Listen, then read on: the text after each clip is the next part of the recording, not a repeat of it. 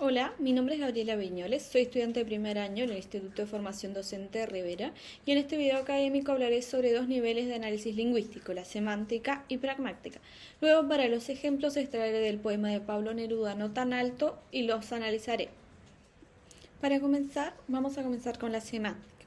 La semántica es la disciplina lingüística que se ocupa de estudiar el significado de las unidades lingüísticas. Se ocupa de cómo interpretamos las palabras, frases y oraciones, tanto en su significado literal como no literal. La semántica incluye el análisis de varias unidades de estudio como el sema, semema y el lexema. Las relaciones semánticas entre palabras y frases son cruciales para la coherencia y cohesión del discurso, permitiendo a los hablantes interpretar y producir enunciados significativos. Como ya mencioné anteriormente, sus unidades de estudio son el sema, semema y lexema. El sema es la unidad mínima de significado. Un sema es un rasgo semántico distintivo, como por ejemplo en las copas se llenan y vuelven naturalmente a estar vacías. Acá vacías tiene el sema de ausencia de contenido. Luego el semema es el conjunto de semas que constituyen el significado de una palabra, como por ejemplo guitarra en la guitarra que lloraba sola en la tienda. El semema incluye los semas de instrumento musical, cuerdas y tocar música.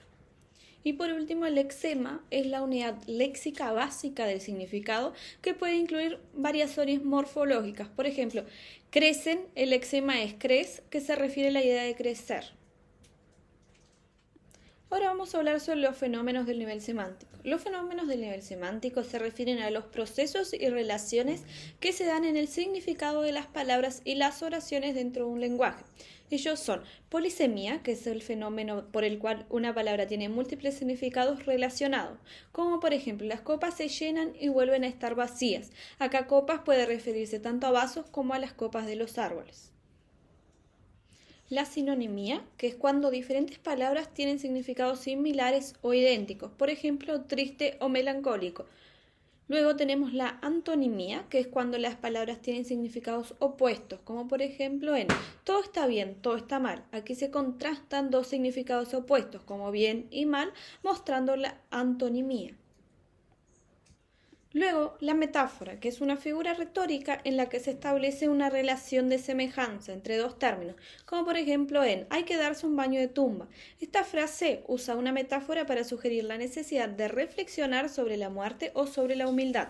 No se refiere literalmente a bañarse en una tumba, sino a contemplar la propia mortalidad para ganar perspectiva. Y por último tenemos la personificación, que es una figura retórica en la que se atribuyen cualidades humanas a objetos inanimados. Por ejemplo, la guitarra que lloraba sola en la tienda. La guitarra se personifica al atribuirle la capacidad de llorar. Esto intensifica la sensación de abandono y soledad de la guitarra. Ahora, para continuar, vamos a hablar sobre el significado. ¿Qué es el significado? En la semántica, el significado se refiere a la relación entre dos palabras, frases o símbolos y lo que representan o comunican. Es una parte fundamental de cómo interpretamos y entendemos el lenguaje. El estudio del significado en la semántica también se ocupa de cómo interpretamos el significado en diferentes contextos, cómo el significado puede cambiar con el uso y cómo los significados se estructuran y organizan en la mente humana. Dentro de la semántica hay varios tipos de significado. Ellos pueden ser el significado léxico o significado composicional. El léxico, como por ejemplo en todo está bien, todo está mal. Léxicamente, las palabras bien y mal tienen significados opuestos, lo que muestra la dualidad de las situaciones. Luego, el significado composicional, como por ejemplo en hay que darse un baño de tumba y desde la tierra cerrada mirar hacia arriba el orgullo. Combinando las palabras, la frase expresa la necesidad de reflexionar sobre la humildad al considerar la muerte. Ahora, para continuar, vamos a hablar sobre la pragmática. ¿Qué es la pragmática? Es la disciplina de la lingüística que estudia cómo los hablantes utilizan el lenguaje en contextos específicos y cómo los factores contextuales afectan la interpretación del significado. Se interesa en la relación entre los signos y sus usuarios. La pragmática también se enfoca en cómo el contexto y las circunstancias afectan la interpretación del significado. La pragmática incluye la intención del hablante, las expectativas del oyente y las convenciones sociales que guían la comunicación. Ahora que ya sabemos el concepto de semántica y de pragmática, podemos analizar las diferencias claves entre ellas dos. La semántica se centra en el significado de las palabras, frases y oraciones de manera más estática y aislada del contexto. Se enfoca en las relaciones entre palabras y sus significados inherentes. Ya la pragmática, en cambio, se centra en cómo el contexto influye en la interpretación del significado. También considera las intenciones del hablante, el contexto situacional y las expectativas del oyente. Ahora, como ejemplo comparativo en semántica, vamos a analizar. Las copas se llenan y vuelven naturalmente a estar vacías. El análisis de copas como vasos. Luego, en la pragmática, las copas y los que bebieron. Es una interpretación de la implicatura de que las personas que bebieron también se han agotado. Ahora vamos a hablar sobre las unidades de estudio de la pragmática. Las unidades de estudio de la pragmática incluyen los actos de hablas, que pueden ser locutivo, ilocutivo, perlocutivo, los enunciados, que pueden ser asertivos, constantivos y performativos, el significado intencional y la verdad y felicidad. El acto de habla se refiere a la acción que se realiza al pronunciar una expresión en un contexto comunicativo. No se trata solo del significado literal de las palabras, sino de lo que el hablante intenta lograr con ellos. Un acto de habla puede incluir varios componentes, como locutivo, ilocutivo, perlocutivo. El locutivo es el acto de decir algo con una estructura gramatical y un significado literal, como por ejemplo en las copas se llenan y vuelven naturalmente a estar vacías. Acá el acto locutivo es la descripción de las copas llenándose y vaciándose. Ya el ilocutivo es la intención del hablante de decir algo, como por ejemplo en solo quise enseñarles algo. La intención del hablante es educativa, queriendo transmitir una lección. Por último, el perlocutivo, que es el efecto que las palabras del hablante tienen en el oyente, como por ejemplo en yo sé que no me cree nadie, pero lo he visto con mis ojos.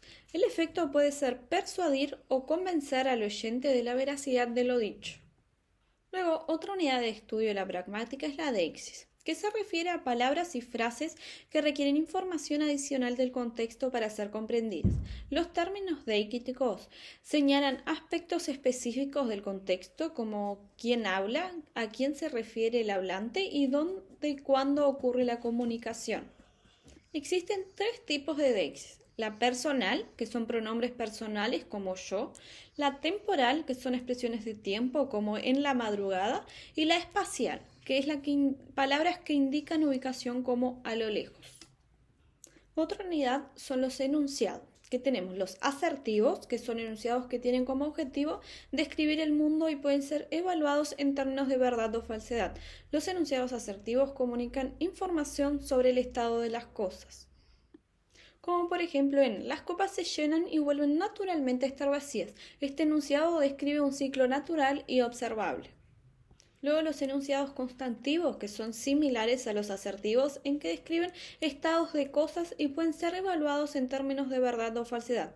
El término constantivo se usa a veces de manera intercambiable con asertivo, aunque puede tener una matriz más amplia que incluya cualquier tipo de declaración descriptiva.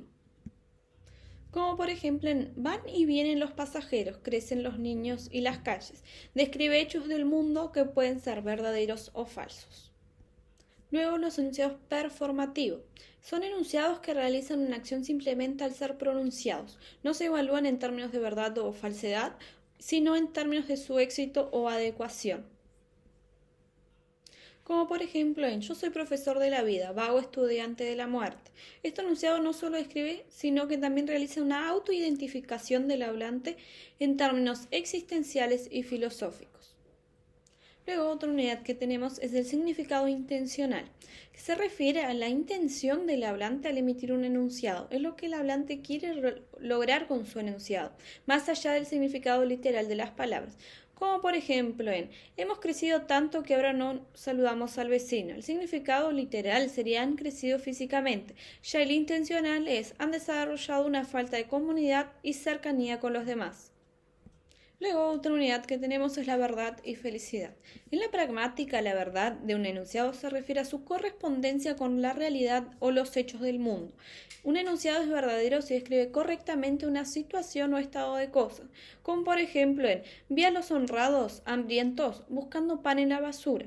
Puede ser verdadero si corresponde a una observación real del hablante. Luego la felicidad, que son condiciones de felicidad.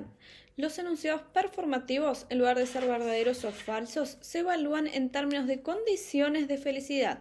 Un enunciado performativo es feliz si cumple con ciertas condiciones contextuales que lo hacen efectivo o educado. Como por ejemplo, yo soy profesor de la vida, vago estudiante de la muerte. La felicidad de este enunciado performativo depende del contexto y la autoidentificación del hablante. Es efectivo si el hablante tiene la autoridad personal y la sinceridad para hacer la declaración. Hasta aquí llegamos en este video. Nos vemos en el próximo video académico.